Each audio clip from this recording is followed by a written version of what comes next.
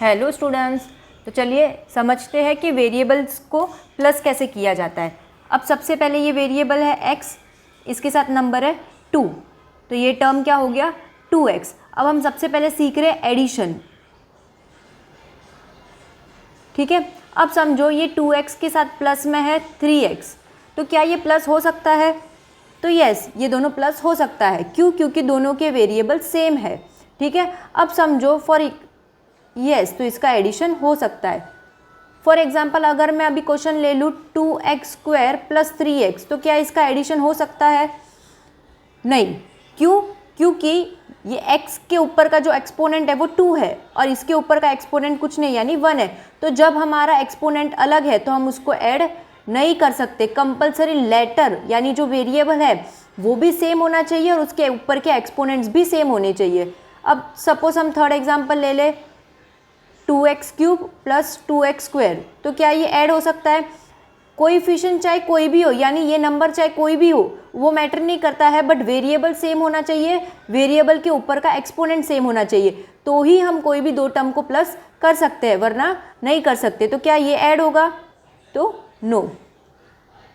अब चौथा एग्जाम्पल ले लेते हैं, जैसे कि 2x² + 3x², तो क्या ये प्लस होगा?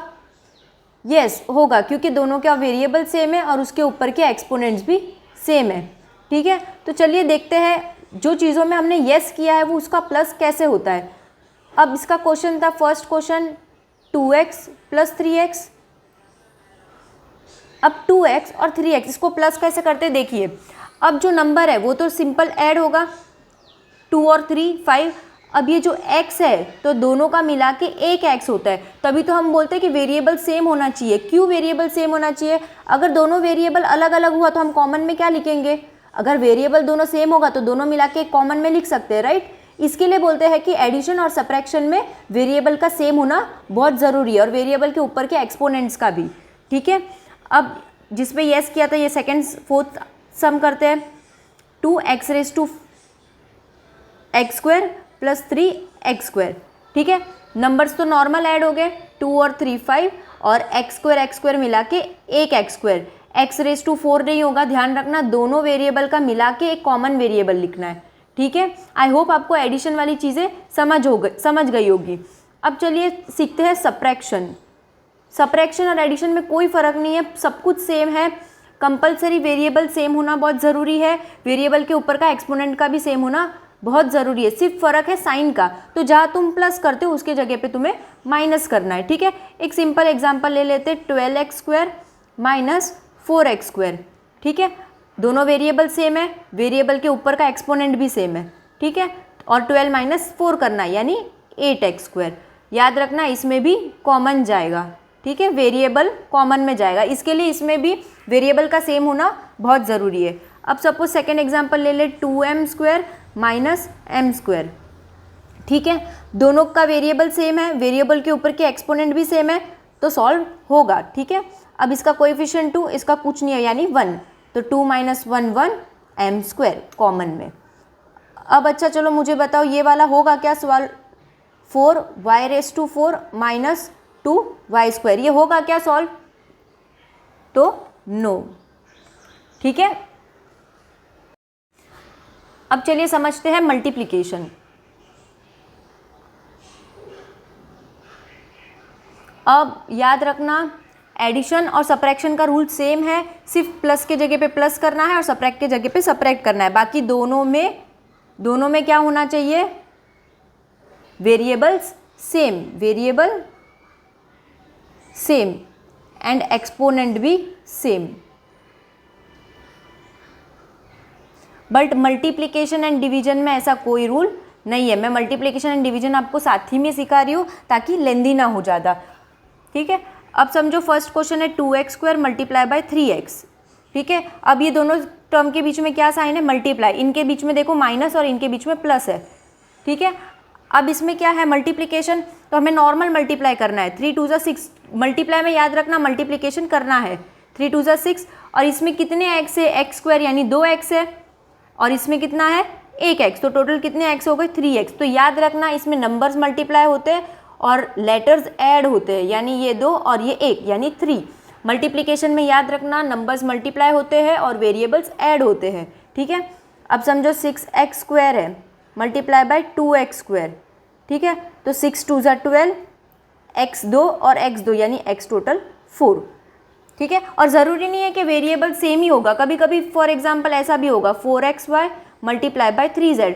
आपको इसमें कुछ नहीं देखना है, मल्टीप्लाई है तो नॉर्मल मल्टीप्लाई कर देना है, कोई वेरिएबल सेम की ज़रूरत नहीं है, ना ही एक्सपोनेंट सेम, इसमें ऐसा कोई ज़रूरत नहीं है, इसमें हमें दोनों सेम चाहिए, ठीक है। इसमें ऐसा कोई नीड नहीं है।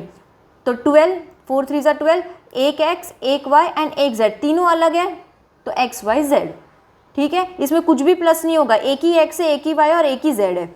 बट समझो अगर इधर x आ गया तो हमारे पास कितने x हो गए, 2x हो गए, तो x के ऊपर स्क्वायर आएगा, ठीक है। क्लियर हो गया। अब नेक्स्ट क्वेश्चन, फॉर एग्जांपल हम ले ले 4x² multiply by 4x, okay. तो अभी नंबर्स है तो नॉर्मल मल्टीप्लाई होगा, 2x x² एंड और एक x यानी x³ और ये एक y। आई होप आपको ये चीज़ें समझ आ रही है। तो अब नेक्स्ट बढ़ते हैं डिवीजन की तरफ। तो समझो इफ़ डिवीजन है 28, सपोज 20 है और नीचे 2 है, ठीक है, और ऊपर 3x है और नीचे एक x है और नीचे समझो y भी है साथ में। तो अगर हम इस फ्रैक्शन को डिवाइड करेंगे तो 10/1 आएगा, ठीक है। अब इसमें क्या होता है, इसमें मल्टीप्लिकेशन में जैसे वेरिएबल्स ऐड होते हैं तो इसमें वेरिएबल्स माइनस होते हैं यानी कट होता है। तो ऊपर 3x है, एक x 2x एंड 3x और नीचे एक x है, तो एक x कैंसिल, तो बचा कितना x 2x यानी x² और y। यानी सिंपल मल्टीप्लिकेशन में प्लस होता है, वेरिएबल्स प्लस होते हैं एंड डिवीजन में माइनस होता है। अब नेक्स्ट एग्जांपल ले ले, समझो 40/8 और वेरिएबल है y² और यहाँ पर है z, yz ले लो, ठीक है। तो ये क्या बन गया, दोनों अगर हम इस दोनों टर्म को डिवाइड करेंगे तो 5/1 आएगा, 8 5 ज़ा 40, ठीक है, कट होके 5/1। अब इसमें 2 y है और एक z है और इसमें एक y है और एक z है, ठीक है। अब याद रखना जब दो वेरिएबल के बीच में कोई साइन नहीं है तो we consider it as multiply, तो मल्टीप्लाई ही है ये, ठीक है। तो ऊपर y नीचे y कैंसिल, माइनस हो गया, एक y माइनस, अब एक एक z कैंसिल, तो बचा क्या 5y/1 दैट इज 5y, ठीक है। क्लियर हो गया। मतलब आपको मैं शॉर्ट समरी करा रही हूँ, कभी भी याद रखना जब आप एडिशन और सब्ट्रैक्शन करते हो तो आपका वेरिएबल का सेम होना बहुत ज़रूरी है एंड वेरिएबल के ऊपर का एक्सपोनेंट भी सेम होना ज़रूरी है। ये दोनों सेम है, एडिशन एंड सब्ट्रैक्शन पूरा सेम है, ध्यान रखना दोनों का रूल सेम है, वेरिएबल सेम, एक्सपोनेंट सेम, सिर्फ जहाँ एडिशन है वहाँ पे हमें एडिशन करना है, जहाँ सब्ट्रैक्शन है वहाँ पे हमें सब्ट्रैक्शन करना है। आई होप एडिशन और सब्ट्रैक्शन का समरी आपको क्लियर हो गया होगा। अब सीखते हैं मल्टीप्लिकेशन एंड डिवीजन का समरी। मल्टीप्लिकेशन और डिवीजन में कोई वेरिएबल या एक्सपोनेंट सेम होना ज़रूरी नहीं है, समझ में आ गया। अलग भी होगा तो भी मल्टीप्लाई होगा, अलग होगा तो भी डिवीजन तो होगा ही होगा, ठीक है। जो दो नंबर है आप उसको मल्टीप्लाई कर दो और जो वेरिएबल्स है उसको ऐड कर दो। और डिवीजन का भी सेम है, जो दो नंबर है उसको डिवाइड करो और जो वेरिएबल्स है उसको माइनस करो। मल्टीप्लाई में आप वेरिएबल को क्या करोगे, प्लस करोगे, वेरिएबल को क्या करोगे प्लस, और डिवीजन में क्या करोगे वेरिएबल को माइनस, ठीक है। आई होप आपको ये चीज़ क्लियर हो गई होगी। तो अभी आपको 3.2 एक्सरसाइज समझ जाएगा, ठीक है। Thank you.